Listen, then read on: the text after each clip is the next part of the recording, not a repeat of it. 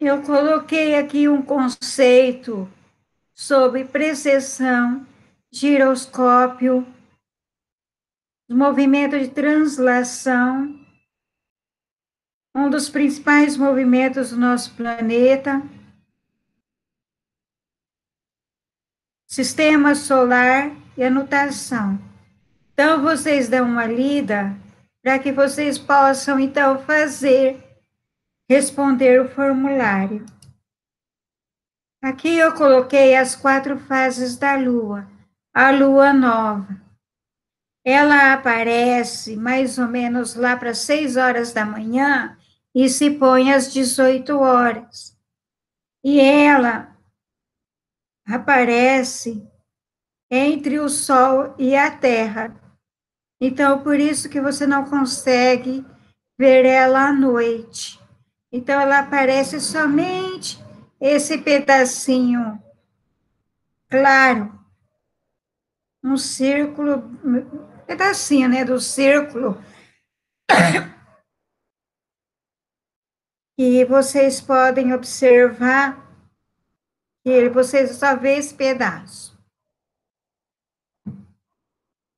Agora nós temos aqui a lua crescente. A lua crescente você pode ver 1/4 do semicírculo. Ela aparece ao meio-dia e se põe à meia-noite.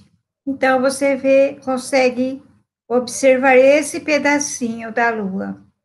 Então ela é crescente. E se você pegar e passar uma reta da pontinha até a outra e passando para fora um pouquinho, você observa que você forma a letra Q. Então, essa letra Q você identifica como a lua crescente. Aí você tem a lua cheia. A lua cheia, ela aparece lá para as 18 horas. Mas só que ela se põe às 6 da manhã e ela fica todinha clara, porque o sol bate nela e clareia a noite toda, tá? Aí você tem a lua minguante. A lua minguante, ela pega 1/4 do semicírculo. E nesta fase, a lua nasce aproximadamente às 6, perdão, meia-noite e se põe ao meio-dia. Ela nasce à meia-noite e se põe ao meio-dia. E ela é o oposto da lua crescente. Você passando um risquinho, pegando da pontinha até a outra e passando um pouquinho, aí você forma a letra P. Então, ela é a minguante. A Q é crescente, a P é minguante. E ela aparece, né, da meia-noite e se põe ao meio-dia. E aqui eu tenho algumas atividades para vocês. A distância do universo são medidas em ano-luz, ou seja, cada ano-luz representa a distância percorrida pela velocidade da luz em ano. A velocidade da luz é de aproximadamente 3 vezes 10 metros por segundo. Então, você tem a questão A. Escreva essa distância com todos os dígitos. Então, você vai calcular, obter o resultado e escrever com todos os dígitos. Quantos metros aproximadamente possui um ano-luz? Considerando que o ano tem 365 dias. Um dia é igual a 86.400 segundos. Um ano é igual a 365 dias, que é igual a 31.536.000 segundos.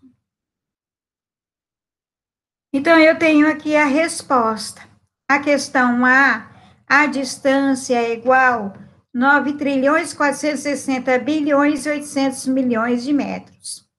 A explicação passo a passo. O dia é igual a 86.400 segundos. Um ano é igual a 31.536.000 segundos. A velocidade, ela é igual ao deslocamento sobre intervalo de tempo. Então, aí você vai substituir os valores. 3 vezes 10 elevado à oitava potência é igual a distância sobre 31.536.000. Aí você vai passar o denominador 31.536.000 para antes do sinal de igualdade. Então, vai ficar 3 vezes 10 elevado à oitava potência, vezes 31.536.000, né, que é igual à distância. Aí você multiplica esses dois valores. O 3 vezes 10 elevado à oitava potência, vezes 31.536.000, para obter a distância. Calculando, vai dar 9.460.800.000.000 de metros. Aqui tem uma fórmula da lei da gravitação de Newton. Então, para cada letrinha dessa, você tem um significado. Então, o F é a força de atração entre os corpos de massas 1 e massa 2. Isso significa que tem que ter dois corpos, cada um com a sua massa. A massa do corpo 1, você vai colocar como denominador e multiplica pela massa 2. E você tem como denominador a distância ao quadrado, né? Distância dos corpos. Então, você tem dois corpos e a distância entre os dois corpos que você vai colocar, né? O d elevado ao quadrado. Tudo isso multiplica por g, que é a constante gravitacional. Então, você não pode esquecer que a força 1 é a mesma força 2. Ela é igual. E é igual a constante gravitacional vezes a massa 1 vezes a massa 2, tudo isto dividido pela distância ao quadrado, ou então raio ao quadrado. Então, eu tenho aqui a primeira lei de Kepler. A primeira lei de Kepler é a lei das órbitas, né? Então, você vai usar a gravitação universal, que é essa que estávamos falando agora há pouco. A F é igual a G vezes M minúsculo sobre D, né, elevado ao quadrado, que é a distância. Os planetas descrevem a órbitas elípticas em torno do Sol, que ocupam um dos focos da elipse.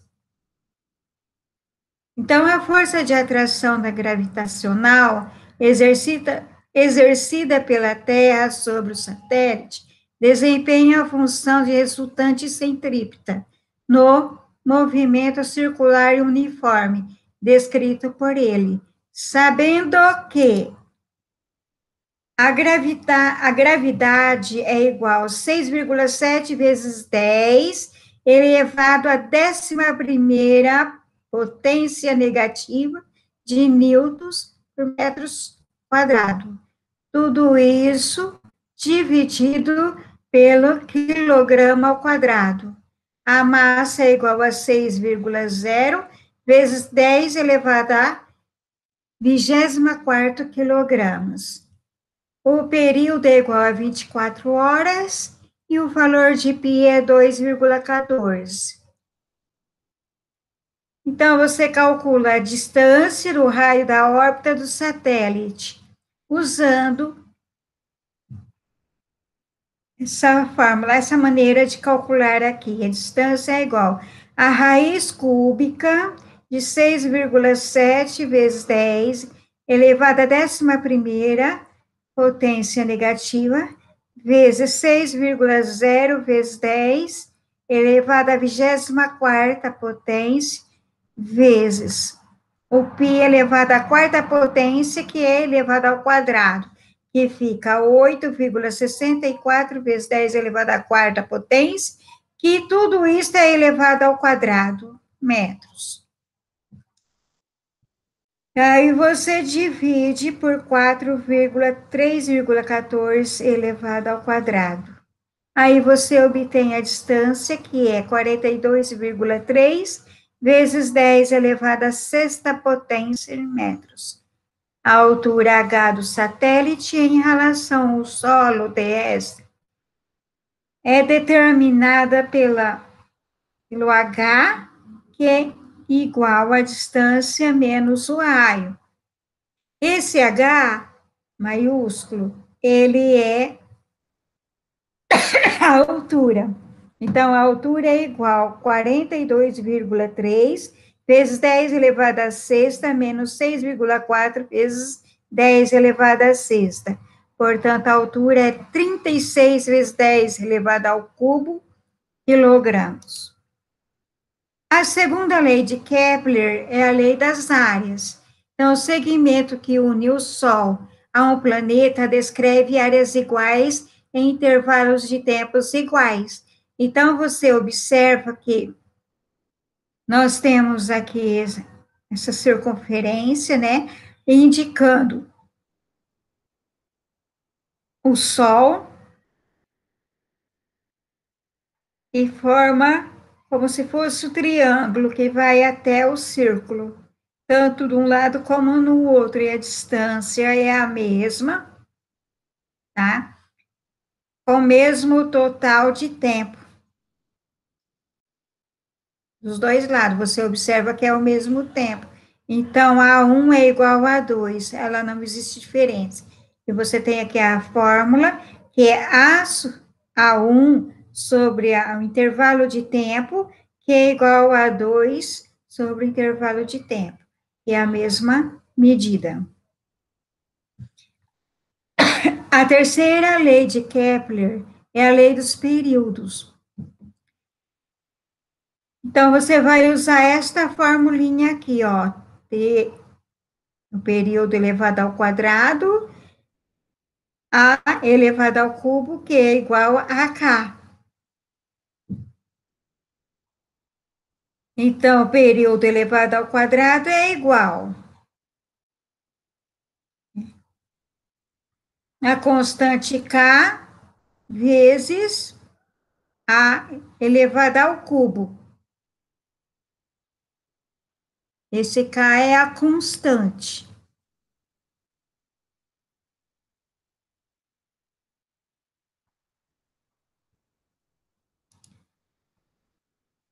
Aí tem o exemplo da terceira lei de Kepler. A terceira lei de Kepler, você determina bem que a leia, você... Ai, já me perdi tudo! No final. De novo.